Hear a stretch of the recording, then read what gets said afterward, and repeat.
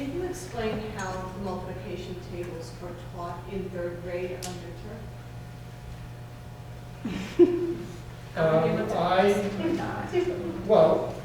As I said, 5 years ago I went through every page of Turk.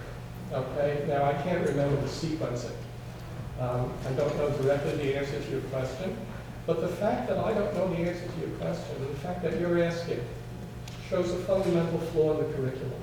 I assume, am I correct that you're asking as a parent who would like to know? Well, I'm asking this because I have a fifth grader, I'm a sixth grader, but when he was in fifth grade, I started to see that there was some real fishy math coming from. I'm not the type of parent that pays attention to the curriculum. I like to teach it to the schools, and I'll look at homework and all that. But I noticed something fishy about the math by the time my son got to fifth grade. It took me that long.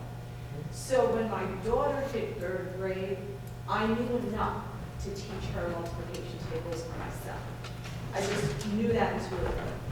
I have a second grade daughter now, so she's going to be in third grade next year.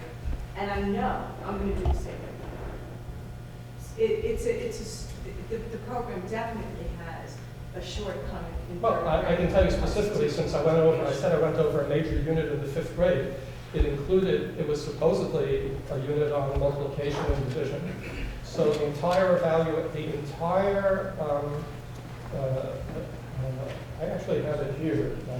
I'll leave Xeroxes of that chapter with you.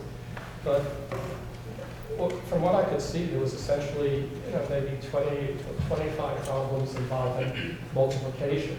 And it was obvious, the page that I saw was obviously a response to my or similar criticisms, because there was a column of problems saying multiply each number in this column by 6, and the next column said multiply each number in this column by 7, etc., 8 and 9. There were those 4 columns.